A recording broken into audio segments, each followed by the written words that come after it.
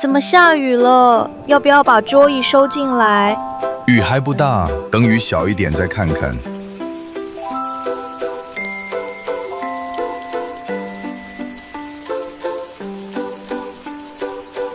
唉，又没位子可以坐着休息了。抱歉。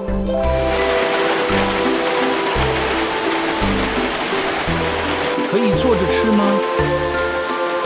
下雨座位都湿了，我们回家再吃好不好？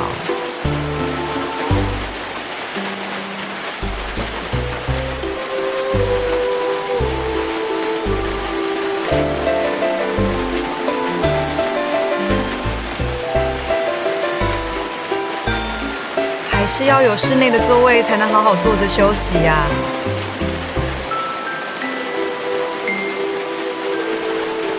雨还要再下几天才会停。